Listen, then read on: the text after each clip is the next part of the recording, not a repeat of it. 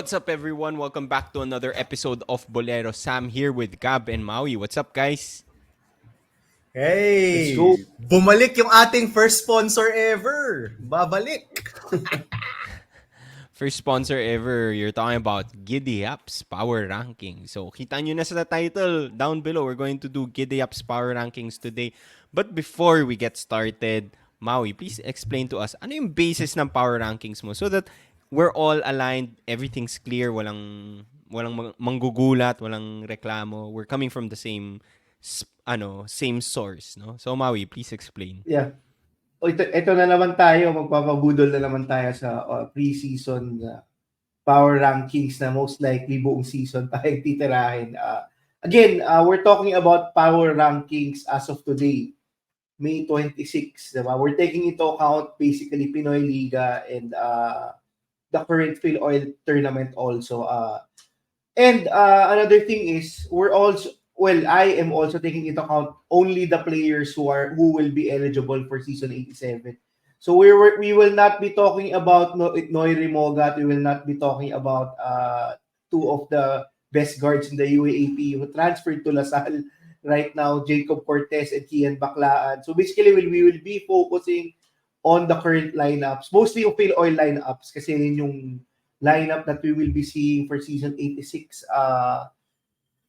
Again, the power rankings are subject to change throughout the whole preseason and season. This is a very fluid, diba? It's a power rankings. It's a representation of the current rankings, subjective view of the current rankings we believe as of today, diba? It can change the whole season.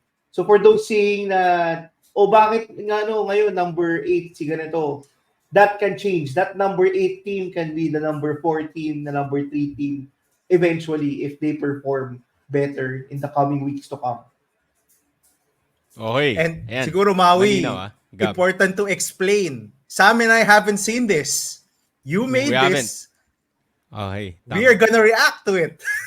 So, Correct. same with the tradition we had from the previous season, both of these guys will be going in blindly and reacting to my power rankings.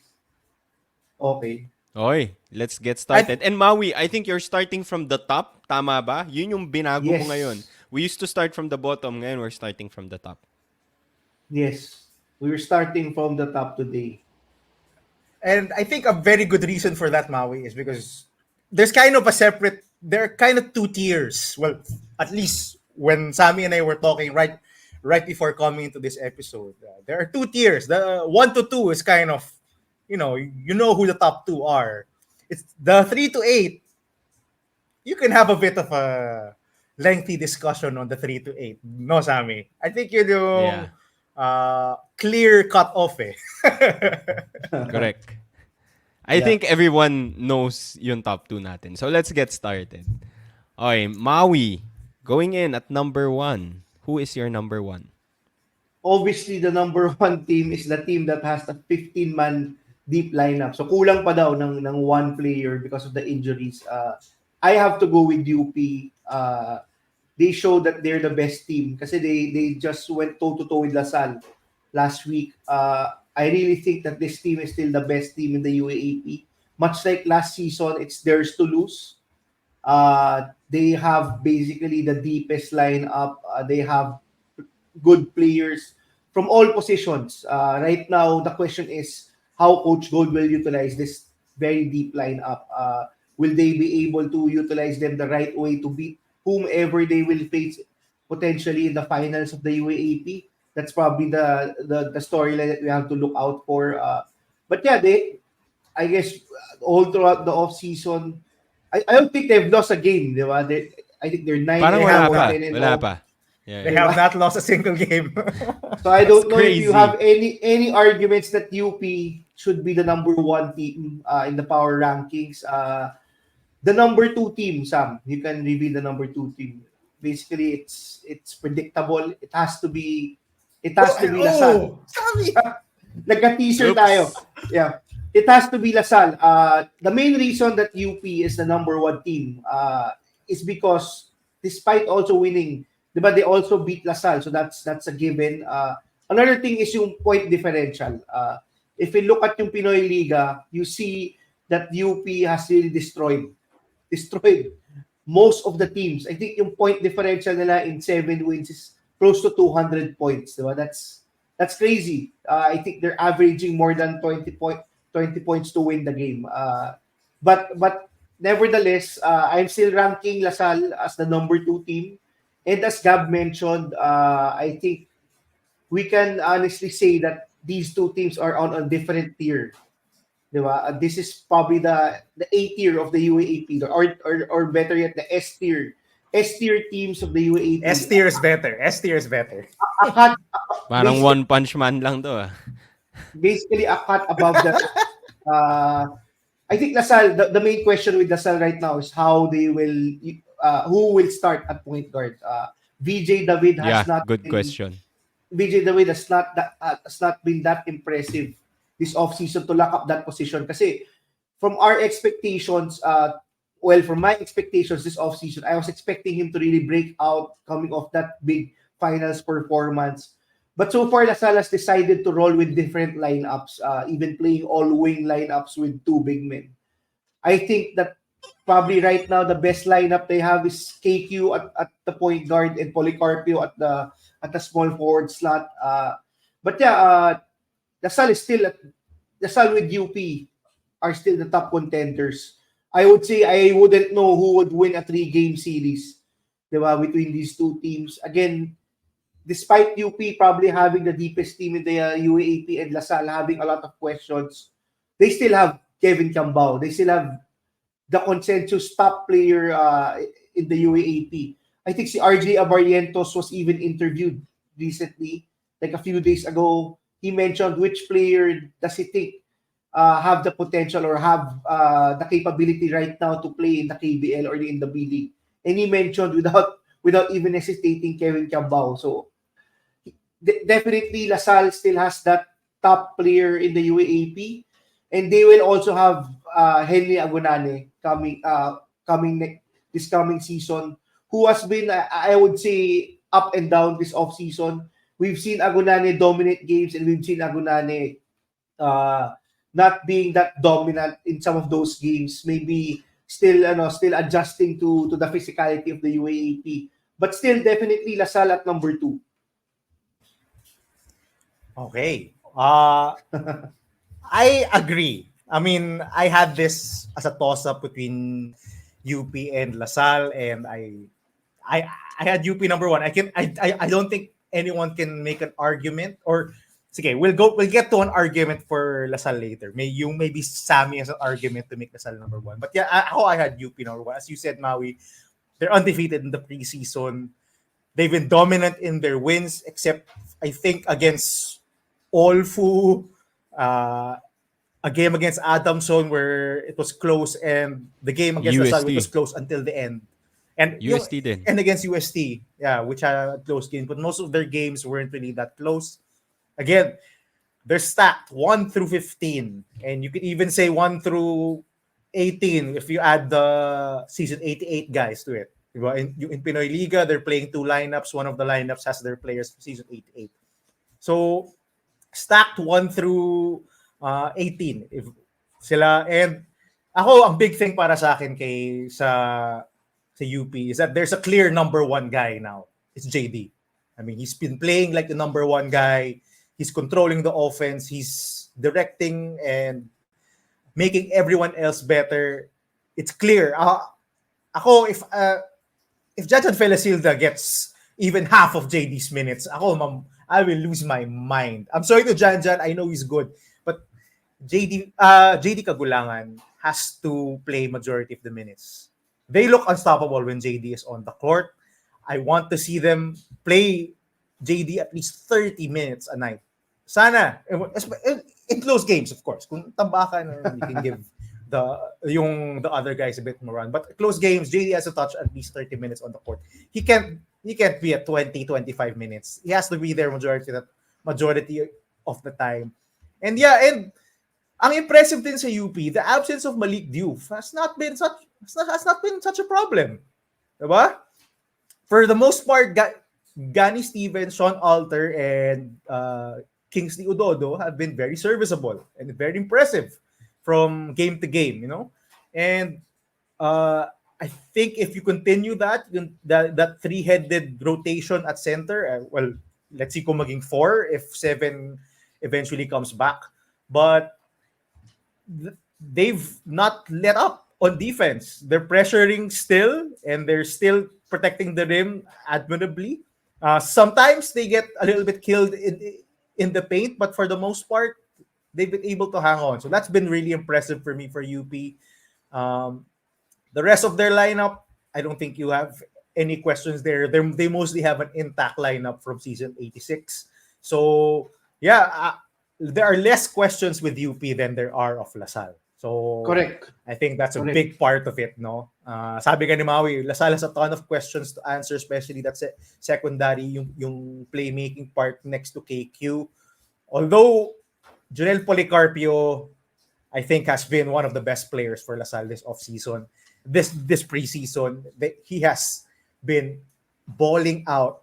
Just the the offensive bag he's been showing is incredible. May konting angas din, the typical Yeah. La Salle trash talking, Bagay sa Lasal. angas that you see. I compared him to Rico Meyerhofer before, from the lanky body and yung taunting that he always does and the smiling that he always does. But he deserves to trash talk and to have that angas because he's playing so well. So, but yeah, a lot more questions for La Salle than there is for UP. Sammy, any argument for La Salle to be number one? I think we had some commenters from previous episodes who said na it's still the same thing as last year, wherein UP has the best guards but La Salle has the best bigs. So I think if you wanna value yung big men, obviously having quality big men in the UAAP is very, very important. So if you wanna push for that argument na La Salle has the best bigs, La Salle has the reigning MVP, as Maui mentioned. And I think, right now, Henry Agonane, as you mentioned, Maui, he's been on and off, but he could probably be the best FSA this coming season, I would think. And I wouldn't be surprised if that happened. So, again, every time you have one of the best or the best FSA, your team will probably be one of the best teams. So, if Henry Agonane continues to sort of improve, which he has done, and sort of learn the plays, learn the physicality of the UAAP, get used to the UAAP, LaSalle might be the number one team eventually, or people could argue for that. Because we've seen him improve significantly.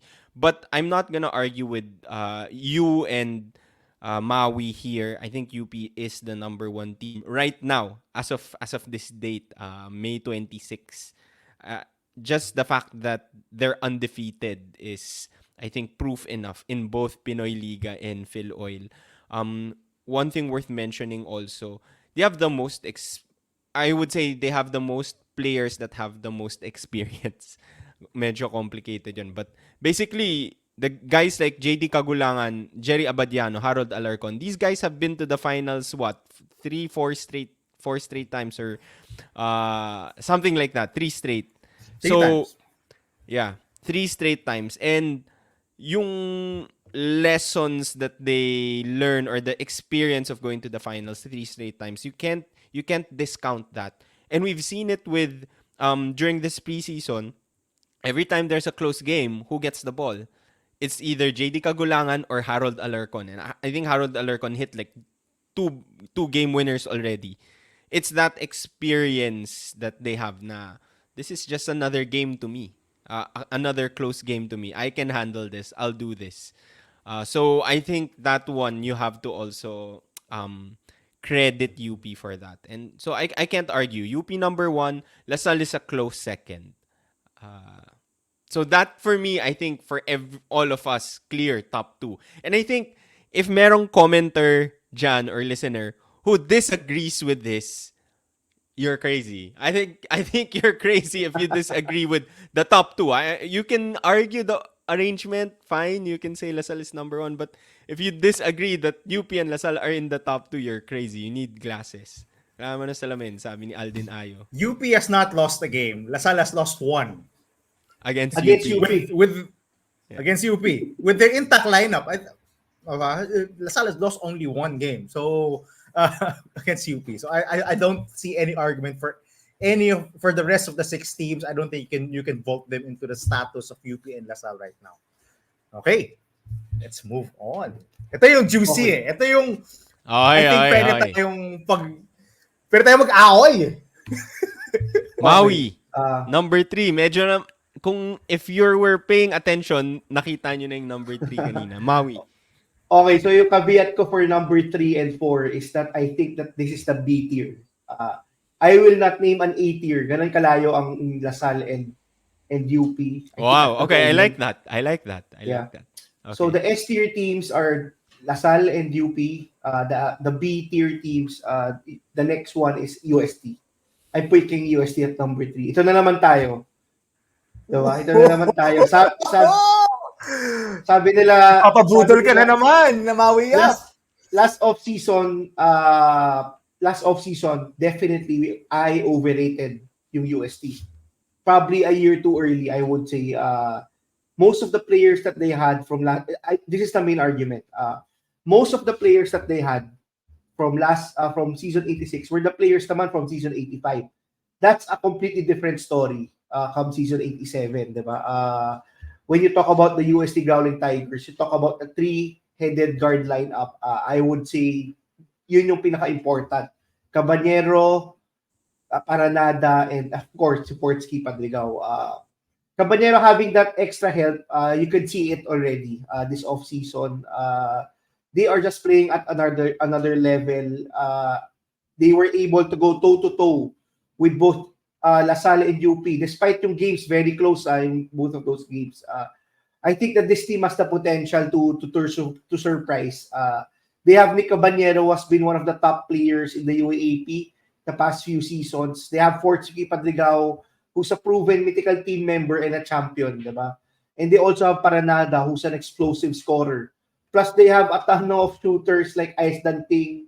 They have a ton of players that can contribute, which has not been the case throughout the past few seasons, diba? And also, they have an FSA who's going to play. Diba?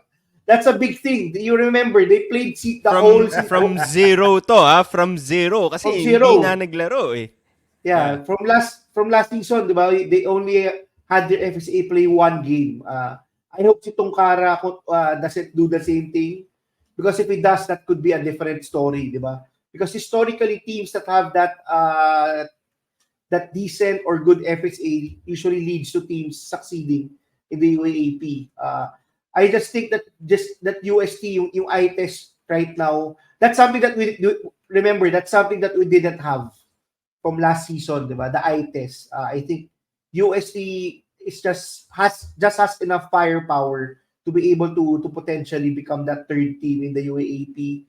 But as I've mentioned, they're right now on the B tier. The next team that the team on the fourth team that I will choose is definitely the NU Bulldogs, despite losing Kian Baklaan. So just to reiterate, I think that UST and NU are the B tier teams right now in the UAAP. I believe that these two teams are interchangeable. Diba? Right now, we're talking about UST. UST's potential. When we talk about NU, we're talking about stability. Diba? Despite losing Kian Baklaan, they will still basically have the same core. Diba?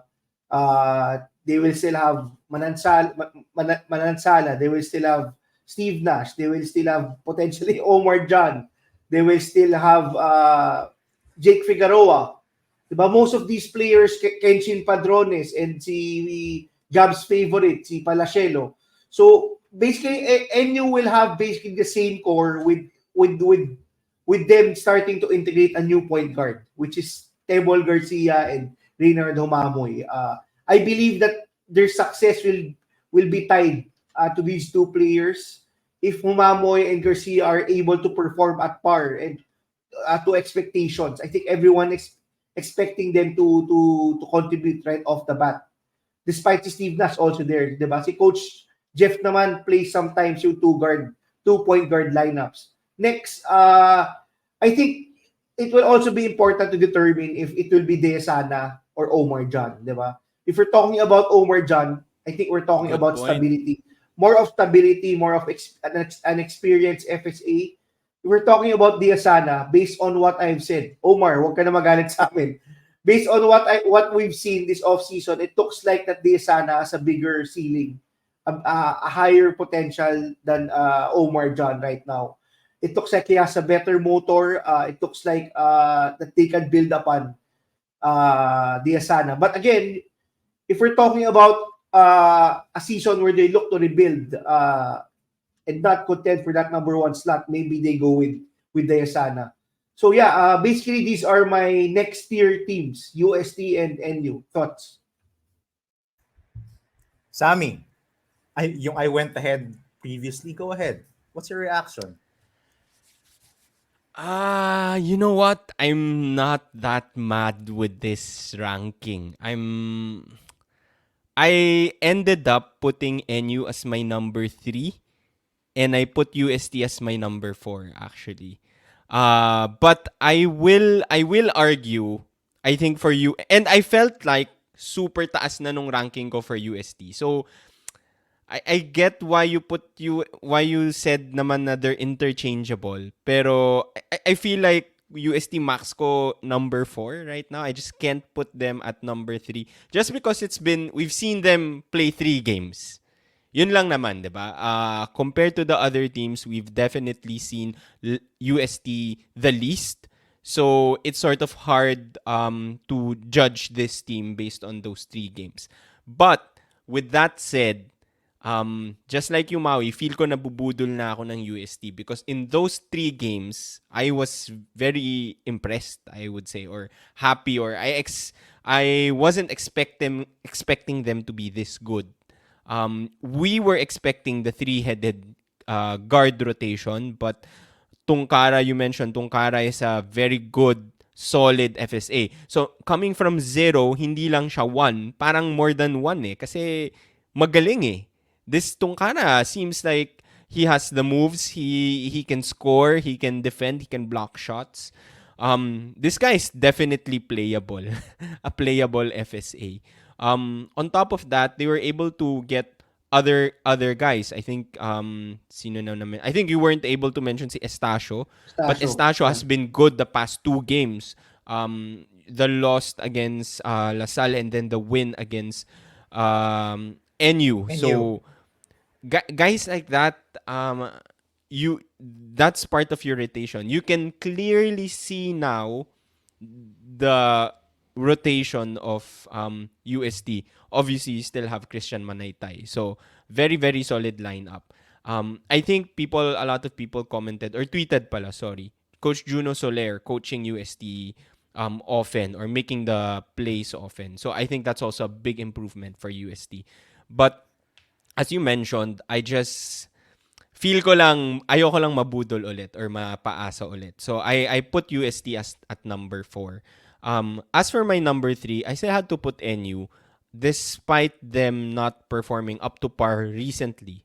The most recent one, obviously, losing to UST.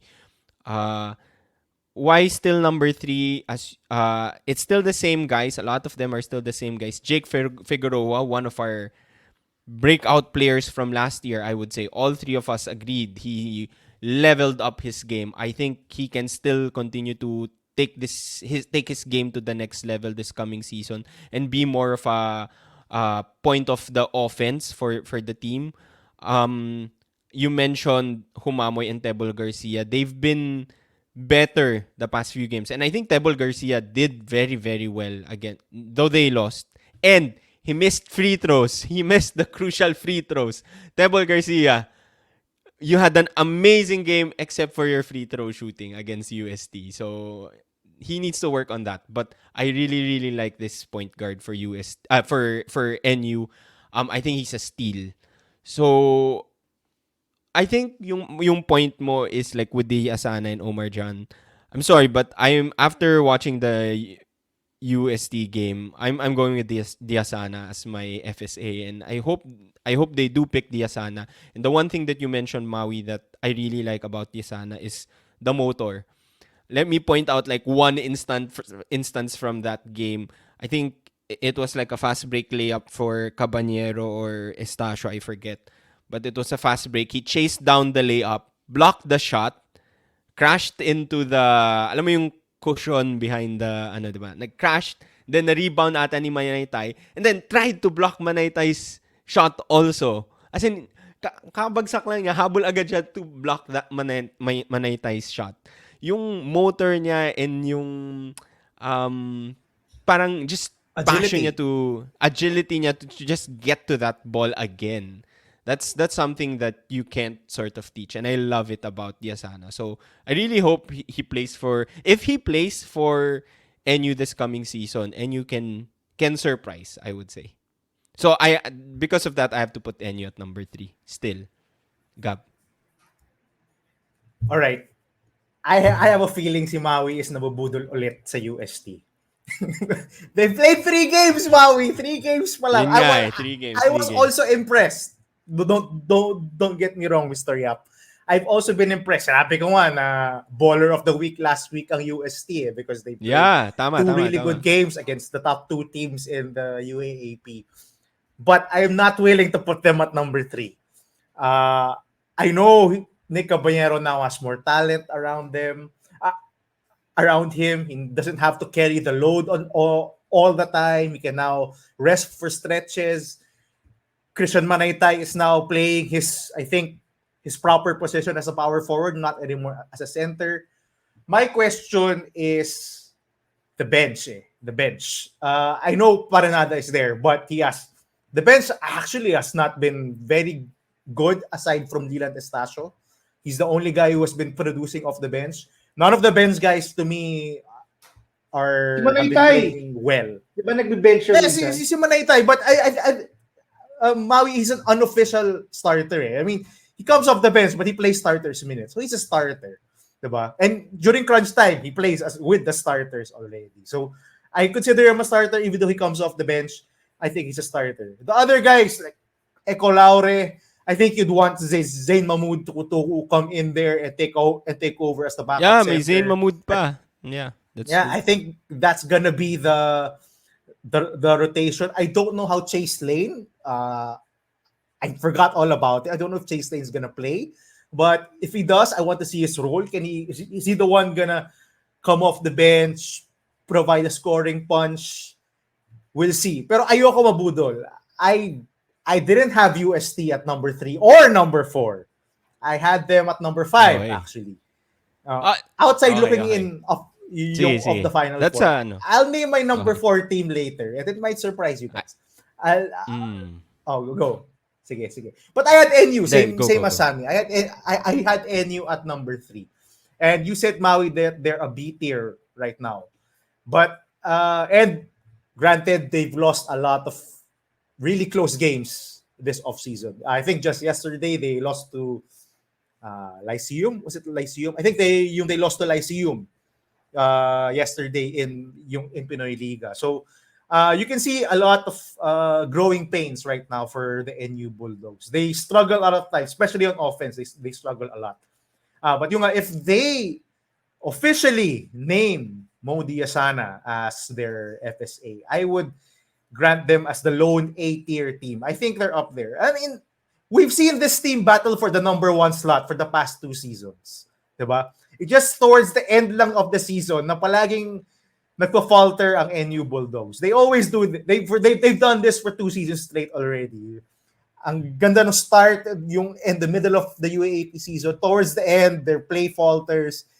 Just like teams have figured out how to play them, So, but if you get Mo Diasana, a whole dynamic of offense comes for this NU Bulldogs. I don't know if you guys saw this in the game against UST. Reynard Humamoy was throwing lobs to Mo Diasana. Lob passes. Alley-oop passes for dunks for Mo Diasana. That's a whole new dimension of the pick and roll offense that you can unlock with a Mo Diasana there. I think for the game he had what 17 points, 14 rebounds, 6 blocks. Oh my God! Oh, yung Omar Jan can only dream of those numbers, diba? Sorry again to Omar Jan. Pero yun yung sabi nga ni Sam, the motor, the space that he covers on defense, how fast he can get back to his man when he switches out, when he rotates. It's just he's a much better, sabi nga ni Maui, a much higher ceiling guy than Omar Jan. And I think he'll bulk them up to the A tier along with the play of Reinhard Humamoy. Natatawa ako, Mami, when you called out si Humamoy for that he might take a step back to Tebol Garcia in the first half of that UST game. Right at the start of the third quarter, he started Second half, creating. biglang sumabog no? Yeah. Yeah. I think that's... Then made that... Oh, go. Sige, Maui. Yeah, I think yun yung story kay Reynard Dumamay the whole off-season right now. We're seeing very consistent, diba?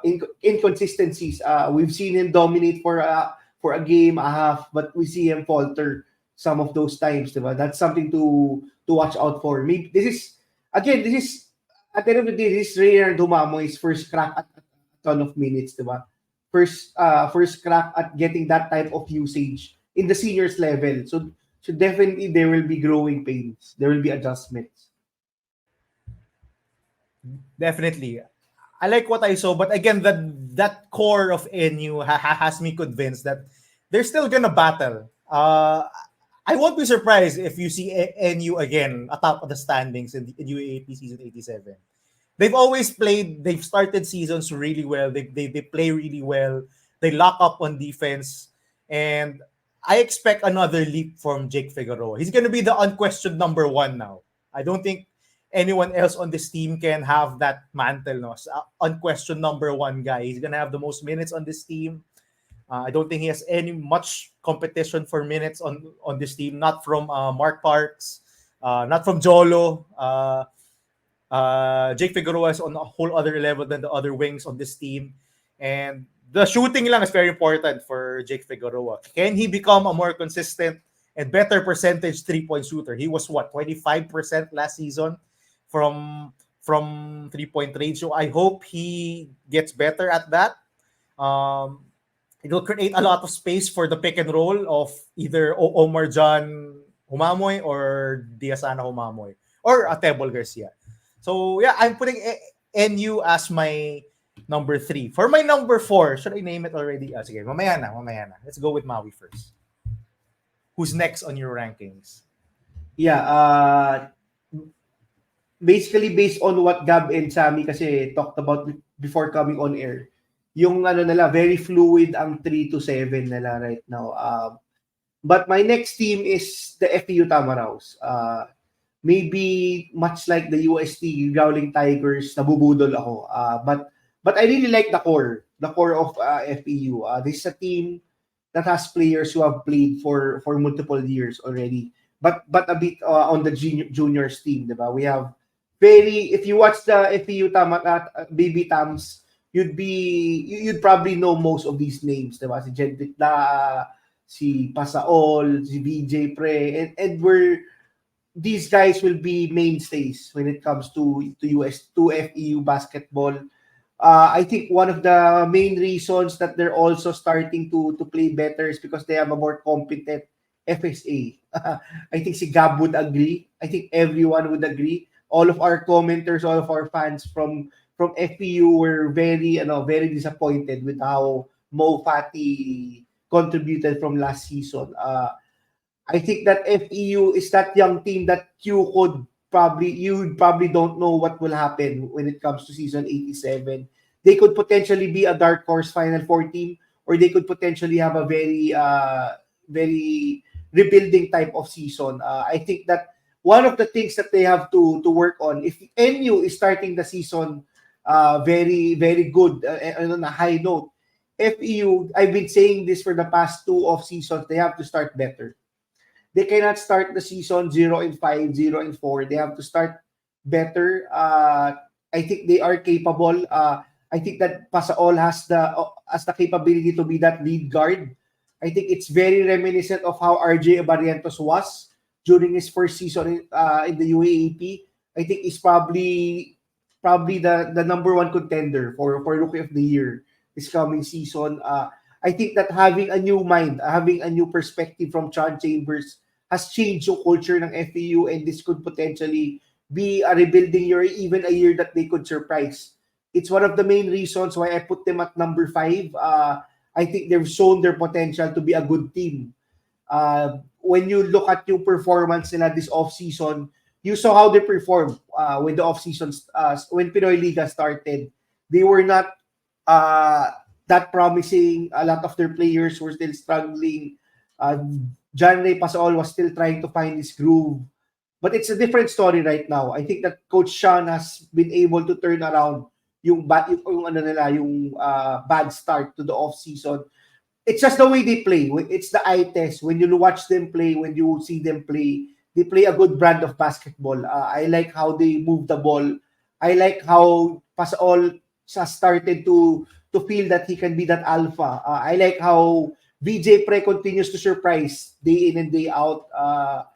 This team could be potentially be similar to Ateneo's Tab Baldwin, initial Ateneo Tab Baldwin team, di ba? Kasi these players played with each other for the past few years. They have that chemistry. The question is how they will perform in Sean Chambers' offense and defense, yung strategy ni Coach John. So will they buy into the system? Will they be a perfect fit to the system? I think this team has a dog in them. They will probably be one of the underdogs for coming into season 87. Thoughts? I'll go first. Sige, since Sammy went first a while ago. I had FEU at number 6. Actually, I didn't have them at number... Now, I've been high on FEU. I've sang praises of how they've improved. But I do think this team is still very young. Their 1-2 punch are 2 rookies. John Ray Pasaol and VJ Pred. Now, I've been very impressed. I think if you've watched the previous episodes of Boleros, you kind of know na very high ako on VJ Pre. I love this guy.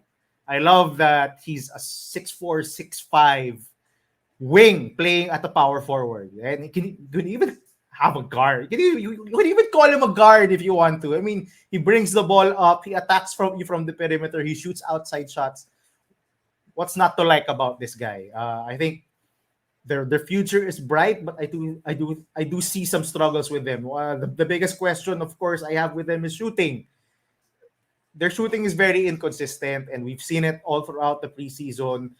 They're unable to pull away from games because they can't shoot the ball. Now, kay John Ray Pasaol, sabi ko nga, Maui, I think he's the favorite for Rookie of the Year. Ang pinagusto ko kay John Ray is, yun nga you said it, he knows he's the number 1 guy. He knows already, early on, start pa lang na UAAP career niya, ako ang number 1 dude sa FEU. I love how strong he is, and I love how he knows how to create contact and get to the free throw line. If I'm not mistaken, the past 2 games in Filoil, he's averaged around 9 free throw attempts a game. 9 for a rookie. 9 free throw attempts a game. Now he's missed a couple. He's missed a couple of crucial. I think also in Pinoy Liga he missed 2 crucial free throws in that loss against La Salle. So you want to see him hit more consistently from the free throw line. But I love that he's embracing that role as a number 1 dude. And I didn't see this, no? I didn't see this coming. I thought na si Joric actually yung maging number 1 guy nila. That a lot of the usage, a lot of the playmaking will go to Joric. But no, as you said last week, si Joric na yung off-ball guy or the off-the-bench guy na magiging spark plug nila. And si John Ray has now begun controlling majority of the offense in the starting 5 along with VJ Pre. And ang gusto ko rin sa FEU na starting 5 nila is essentially 4 guys from the juniors team and Mohamed Konate. Diba? Yun eh. It's Pre, Pasaol, Daa, and Felipe. We're all from the FEU juniors, and then we have Konate at center. I love how they play that way. They play the young guys. A big question for me for FEU is that their bench really struggles as well, especially pag nawala si Konate, because Miguel Ona, oh my goodness sake, every time I see Miguel Ona, I can't help but go back to the game against UP in the first round of season 86 when he had a wide open shot and chose to pass the ball, did not shoot the ball. He had a wide open shot to win the game, did not shoot it, and FEU ended up losing the game in overtime against UP. And that's always his thing. He can't convert when he's given the ball and he gets offensive rebounds. I do want an upgrade there. Now, whoever it's gonna be. Now there are rumors they recruited a backup big man to replace Miguel Ona in the rotation. If they can add Alex Cono, for example, I would be willing to put them at number 4 or even number 3.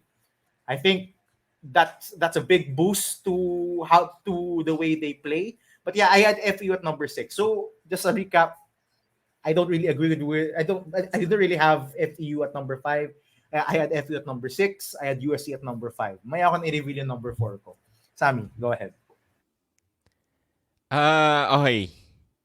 I agree with FEU at number 5, and I've been very high on FEU since the entire preseason. But before I talk about that, let me just say this first. Yung number 4, 5, 6 ko was the hardest to decide. Interchangeable, 4, 5, 6. You can switch them up any way you want. It's hard to argue with you. The reason why I think I decided to just go with UST number 4 would be because I inisip ko lang star power talaga. You have Fortsky Padrigao, mythical 5 player, former champion, bringing the ball down for UST along with obviously Nick Caballero and Paranada. With FEU, I was choosing between FEU and this other team. And I think I'm going to reveal this other team kasi mapag-uusapan na siya eh. For number 5, FEU and UE. And I'm sure mapag-uusapan natin UE next. I put FEU ahead of UP despite UE potentially having the best FSA in sorry, nakalimutan ano pangalan ng FSA ng UE. Si Precious Momoway. Momoway. There you go. Momoway. Paano makalimutan sa sasabihin ko. Jasana sasabihin ko dapat eh. Si Jasana. Precious Momoway could be potentially the best FSA. But the reason why I had to put FEU ahead of them is because I feel like point guard is also a very crucial role for the UAAP. And I really like what I've been seeing from Pasaol the past few games. Didn't start really well, but he has played really well recently. So, siguro recency bias lang, kaya I sort of put FEU ahead of UE. Sobrang big hole kasi for UE yung pag-alis ni Remogat. But I really like Muling Tapang. But yun lang yung reason why I had FEU ahead of UE by a bit. But honestly, yung tatlong teams na yun, you could switch them up. You know, it makes sense. I don't know.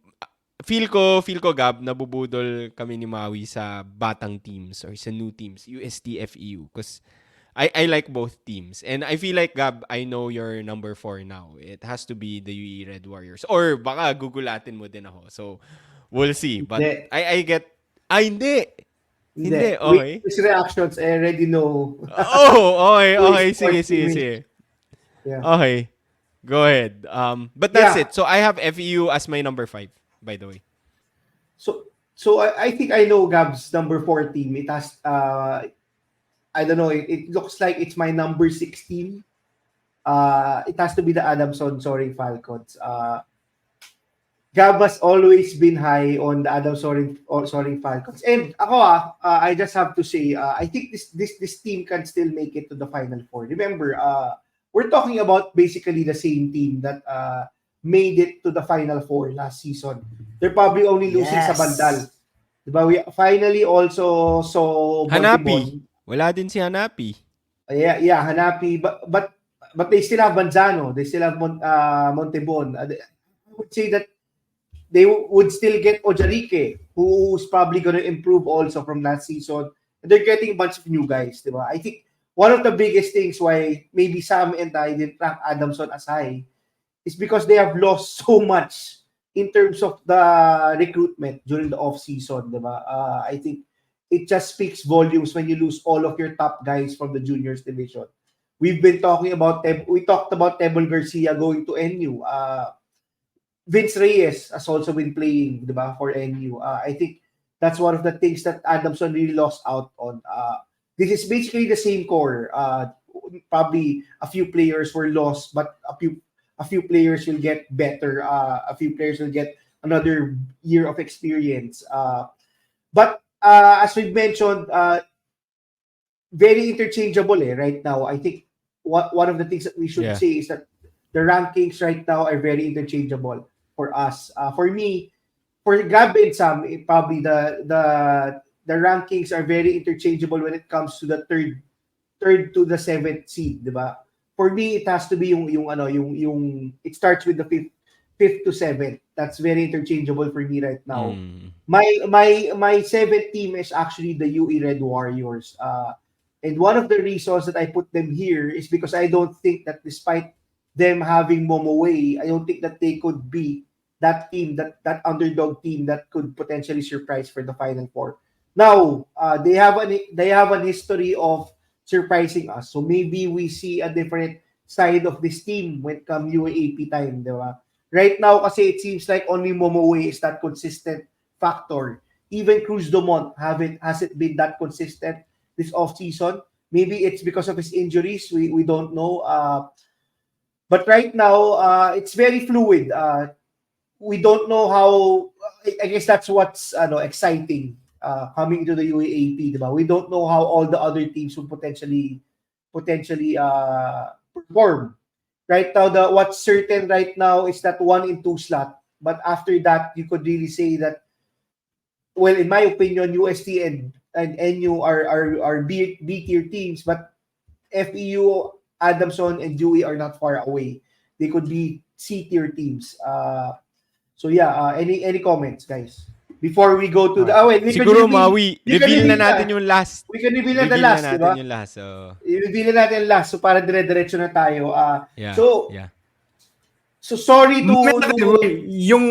let's go to Ateneo later. I don't wanna get a basta obviously of that. Yeah, sige. We'll end with Ateneo. With the last team. So just because it's obvious, Ateneo is the last, okay, in the power ranking. So Gab, maybe Gab can give his debate on why he thinks Adamson is the fourth team. Oo nga. Kasi you had Adamson exactly as number 4. Go ahead. Yes. So, tama ka tayo sa amin, no, na yung ating 3 to 7 sobrang magkaiba. And as Maui presented this ranking, Gab, sobrang magkaiba. Before you start, it's just funny because if you watch the old power rankings right before the start of the season, Maui ranked UST the highest, Gab ranked Adamson the highest, I ranked FEU the highest among the three of us. And it's the same thing again this time. I'm high on FEU, Maui's high on UST, Gab's high on Adamson. So it's just funny na it's the same team again for us. But go ahead, Gab. So I just want to say the disrespect that you guys have of the Adamson Soaring Falcons. Again, the disrespect. Maui said it. Magagalit si baby boy. Ito ko na naman eh. Sa amin eh. So, isa-surprise ka na naman ng Adamson Soaring Falcons. Now, granted, they have lost a ton of games in the preseason. Now, they're totally different lineups each game. They haven't had Joshua Yero for the preseason games. Matthew Montebon has not been present for majority of the preseason, but he played earlier. I think that's a good point to tell you guys. He finally played, so he is gonna play for Adamson this season. But sabi nga ni Maui, this is essentially the same team. Now, Diret Hanapi has chosen to go pro. But I think he has been replaced admirably by guys like AJ Fransman, Manu Anabo, who I think is a very good replacement, a very good shooter, criminally underrated. I think he's been very good. This is essentially the same team. The same team plays the exact same way with the exact same coach who knows how to get the most out of this lineup, out of this Adamson team. Despite them still losing a ton of games in this offseason, I am very high on Adamson because they have an identity. They know how they play. They know they will shoot a lot of threes, much like last season. They will crash the boards. Actually, not just crash. They will dominate the rebounding department just because they have guys like OJ Ojarikre and our favorite Sam, si Baby Boy Manzano. Cedric Manzano has been Baby boy. so good in their last game Yeah. against Ateneo last Friday.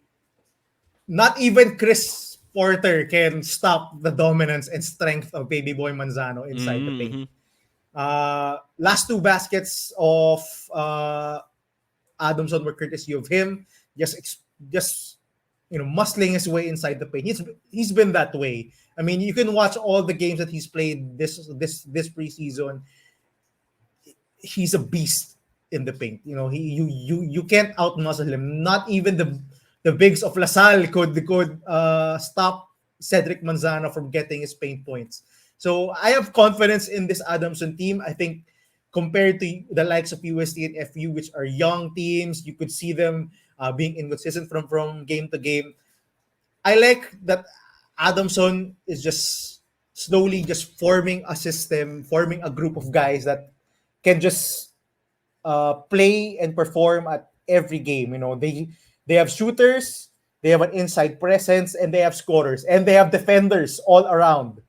Yun ang pinaka-impressive sa Adamson, which I think goes unnoticed. They're a very good defensive team, a very good and scrappy defensive team. They will not give an inch on defense, and I think for this upcoming season 87, I think they will fight for the Final Four slot.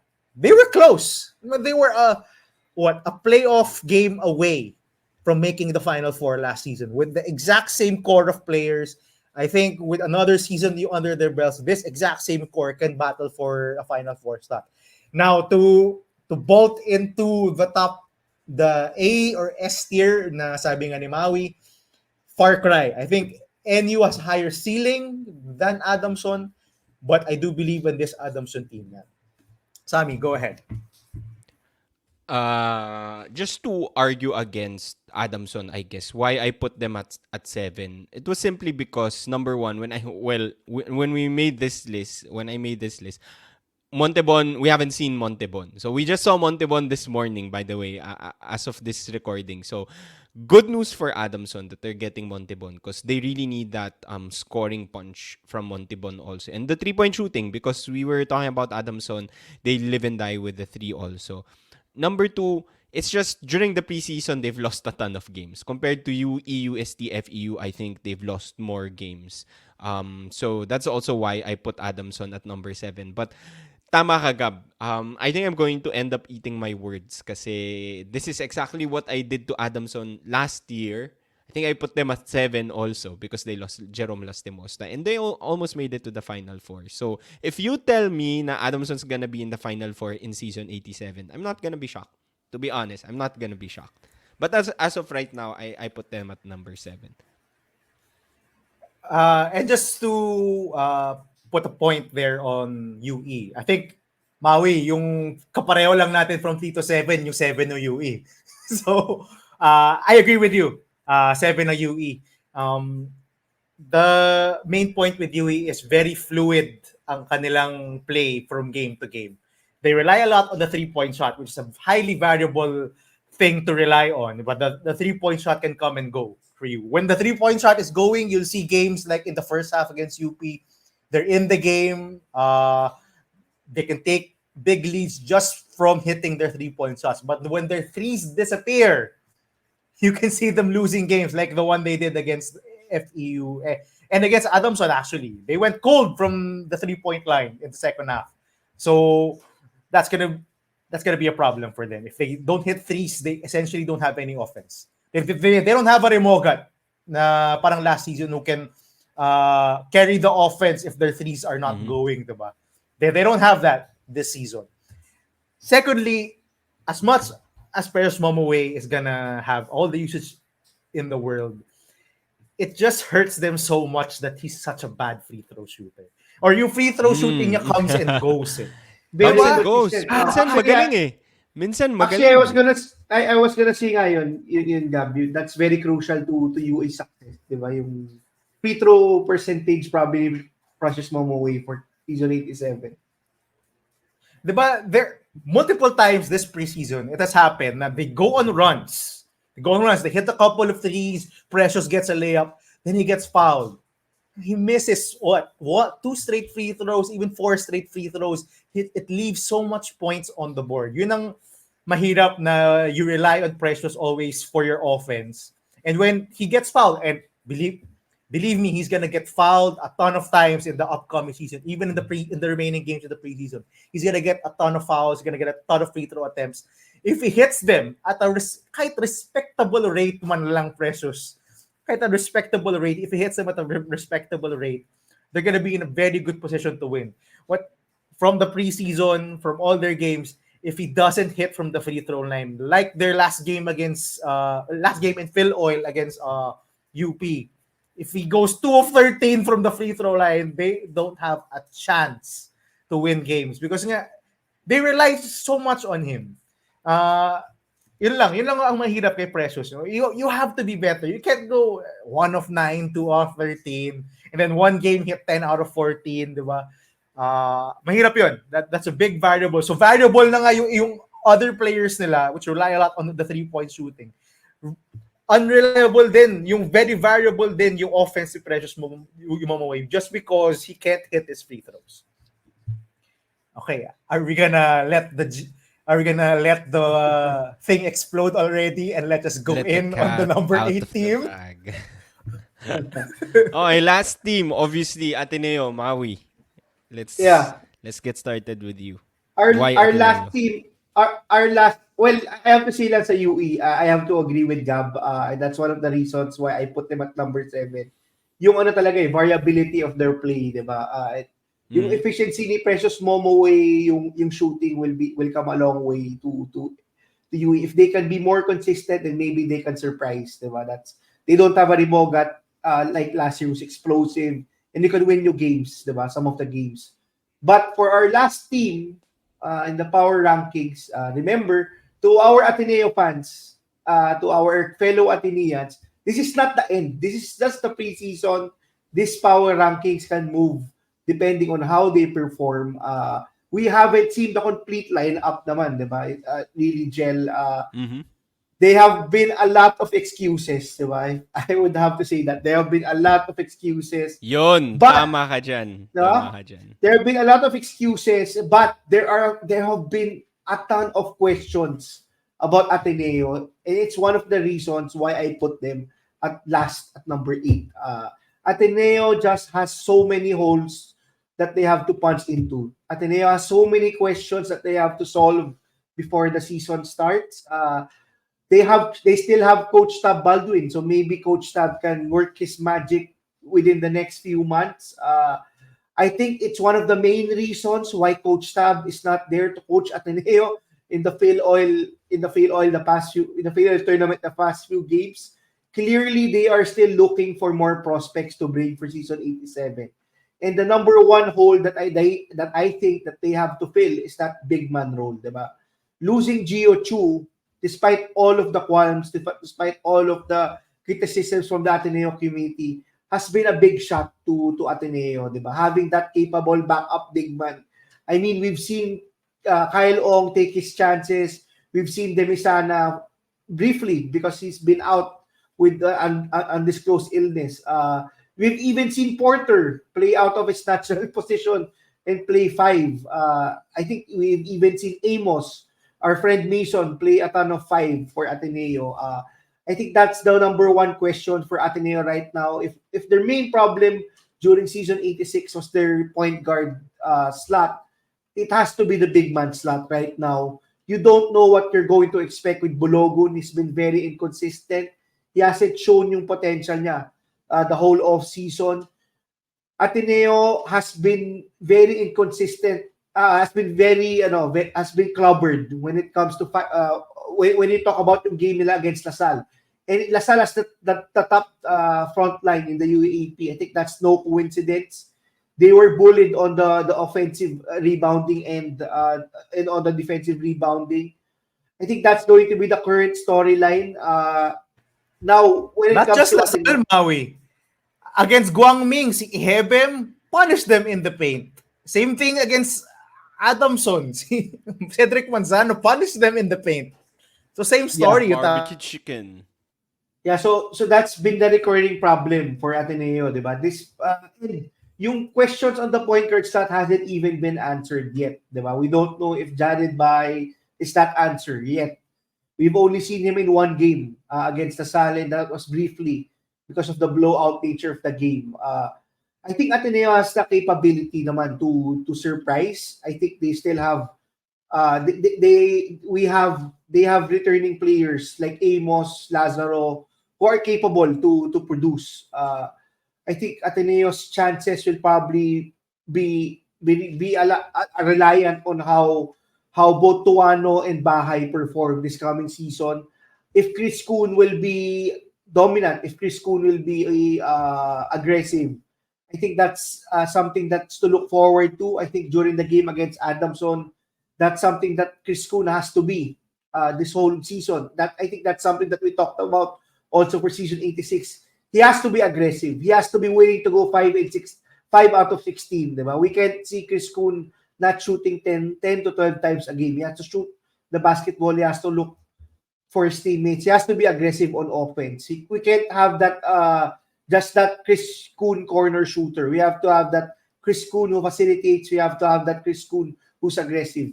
I think that's the best lineup that Ateneo had during that lone game their lone Filoil game right now against Adamson is when Chris Kuhn was playing the point guard slot, diba? He was able to dictate the game. He was able to become aggressive. That has to be something that Chris Kuhn has to do if Ateneo is going to be successful. And lastly, I think yung potential ng Ateneo will also boil down into Amos not getting into foul trouble. I think what we saw against La Salle is what Ateneo looks like when Amos is not on the floor and when Amos is not been given the opportunity to basically be himself on offense, diba? Ateneo has to protect Amos on the defensive end. I think Mason has been trying to improve a ton when it comes to the other end of the floor. I think when it comes to the offensive side naman, we cannot question his offensive capabilities being one of the most efficient players nung season 86. But Ateneo has to protect him, diba? Ateneo has very limited options when it comes to its offense right now. And having both Kuhn and Amos perform is very vital for their success. If Balungay had to score, I think I said this before during the preseason. Balungay had to score 15 to 18 points for Ateneo to win last season. Amos has to do the same and probably Kuhn this coming season. But to me, I'm ranking them at number 8 again because there are so many questions. I've just named a few. I'm sure Gab and Sam will be able to name others also. There are so many questions that Ateneo has to answer to be considered a Final Four contender, diba? Right now, it's people are starting to panic, and I understand why. Maybe we'll see a better picture within the next week when they play a ton of games, or maybe we just will not see it. Maybe because the Filoil tournament will end very quickly. The Ateneo will play, I think, 6 games in the next 8 days. Most of the UAAP teams will play a ton of games this week. So yeah, Sam and Gab. Sam, why don't Go, you Gab. go first before I vehemently destroy my alma mater? Go ahead. Okay, sige. I think obviously clearly Ateneo is the number 8 for all three of us just because looking at their preseason so far, they haven't won a game. And merong mga taong Just to bounce off, Sam, it's deja vu from last season. They're 0-5 technically this preseason as well. So they lost 4 games in Pinoy Liga, and then they forfeited 1. They didn't play. Then they lost their first game in Filoil. So they're technically 0-5 again in the preseason, much like last preseason. Sure, Gab. Sige, bulahin mo yung sarili mo. Kasi this doesn't look like last season's team though. But yeah, that's true. Tama. 0-5 to start the season. And then they won, I think, they won straight games sa Pinoy Liga if I'm not mistaken. Tama ba?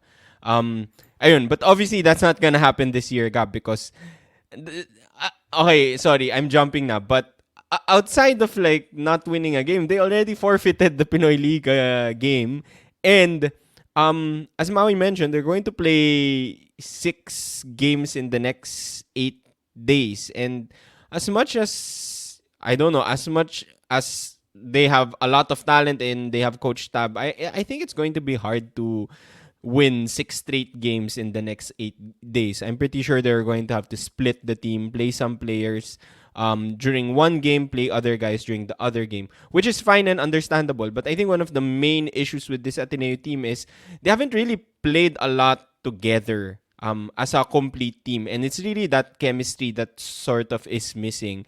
Maui, you mentioned Jared Bias just played a single game so far. The most recent game, they didn't have Jared Bahay and Mason Amos, and Balogun also wasn't there. But it was nice to see Josh Lazaro playing the past few games. Um,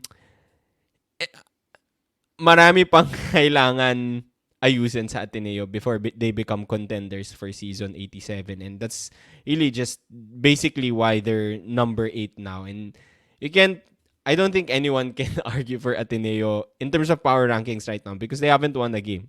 Hopefully in the next 5 days, 6 days, they get their first win. But I think for me, what's more important for this team is really just to get the team complete and get everyone playing together as a team.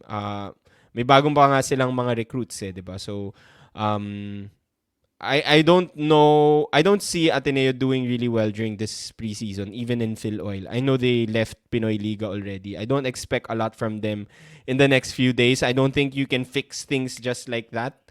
So, good news for Ateneo is it's just the preseason. There's still time for them to figure things out, but I don't think it's going to happen in the next few days. That's it for me. Go, Gab. Oh, I think we're all unanimous. We had Ateneo at number 8. And honestly, how can you not have Ateneo at number 8 in your personal power rankings? They have looked horrible in the preseason. All preseason long. They played 5 games. They've lost all 5. Now, granted, their last 2 games have been close. But tama si Maui, there have been a lot of excuses for this Ateneo team. And just so happens, when I watched the game against Adamson last Friday, there were some Ateneans walking out of the arena and essentially making excuses. Okay lang, yung wala pa naman si Mason, wala pa naman si Bahay. Coach Tab was not coaching, ganun. Hindi pa to yung full lineup. But I don't care. Even if you didn't have, a lot of the other teams don't have their full lineups. You're supposed to play at least decently, right? You're supposed to show some improvement from the other players. But to be fair, the other players have slightly improved. But, they have played terribly, especially on offense. I think their offense has been atrocious. Gulong-gulo. They don't seem to be going anywhere from last season's offense where they struggled. From this preseason, it looks like they're struggling again. Now, they have been running a new set, some new sets on offense, some new sets on defense. You see potential in players, but, you have to make adjustments. You can't not play your full lineup now.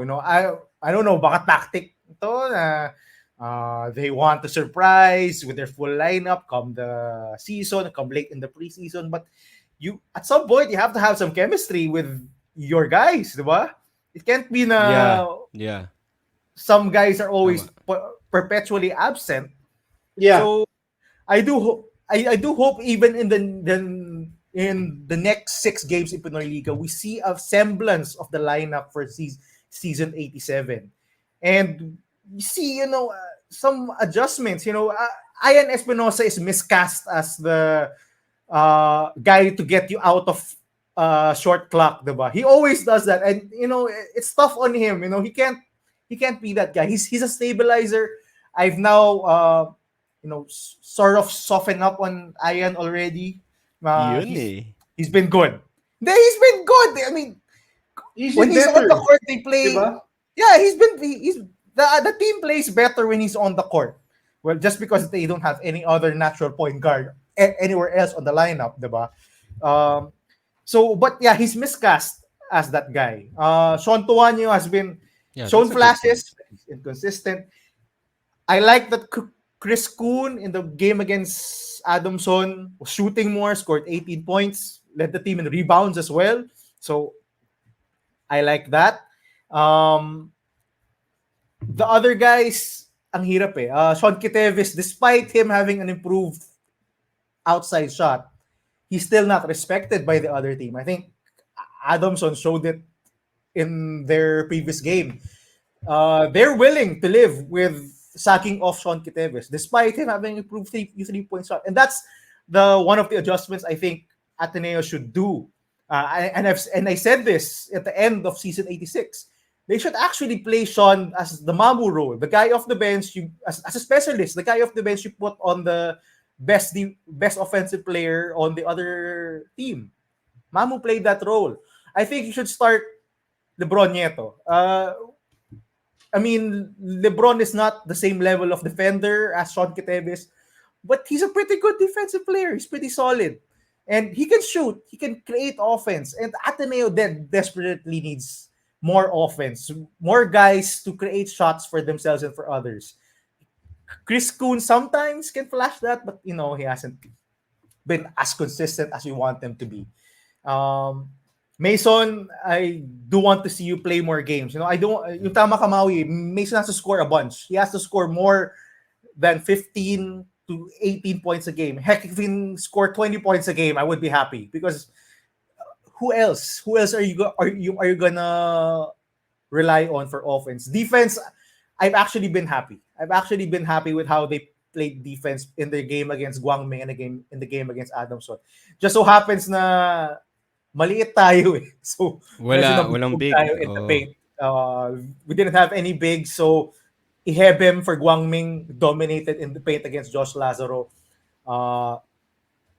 Cedric Manzano dominated against Ateneo in the paint. So, maybe you could see that as a sort of an excuse, but again, we have to play better. I mean, I'm a fan of Ateneo, but I just don't like how they've been playing the whole preseason. We can't have all losses again. I mean, mahirap yun, diba? If you're a player and kahit nasabi mo yung preseason pa lang, mahirap matalo palagi. Diba? It's not good for your team chemistry, for your team morale, diba? Moral, yeah. And You have to build yeah, confidence, so diba? Coming to the season, so yeah, you you know have to that build you're capable. confidence. Yeah, but I think one of the Oh. reasons rin talaga is why Ateneo hasn't been playing well. Just a ton of injuries. I think if you've been Mm-hmm. following the team, if you get yung inside information, I think that's something that's been happening. This past week, I think a ton of players naman got sick, and then Bahay had to go back to Cebu, I think, for graduation. But again, just the eye test right now, it doesn't look good, especially on the offensive end. Gab's right. Yung defensive side, we've been holding teams to the same level on us when it comes to scoring the basketball. But you cannot consistently win when you don't play good on offense. Diba? That's something that's has to improve along the way with Ateneo. It's just atrocious. When you see games where teams shoot below 30%, I think that's unacceptable, diba? That was the case against Adamson. They actually out-rebounded Adamson during that game. But because they shot below 30% on the field, despite having a very hot first half, it's looking grim, yung offense ng Ateneo right now. And maybe that off-season break could fix that. But as we've seen last season, this is a recurring issue, diba? This is something that they have to work on and something they have to figure out if they want to contend even for the Final Four. Sam? Sorry. Yeah. I think that's pretty much it. I think we covered most of everything. Again, this is the power rankings as of today. So just to recap, number 1, UP, number 2, La Salle, number 3 for Maui, UST, NU, FEU, Adamson, UE, and then we all agree it's going to be Ateneo last so far. But stay tuned because we have a ton of games coming up in Pinoy Liga in Filoil. So the power rankings could change anytime, and we want to see more of these teams play so that we can get a better picture of how they're going to perform this coming UAAP season 87. Stay tuned for next week's episode. That's it for today. See you.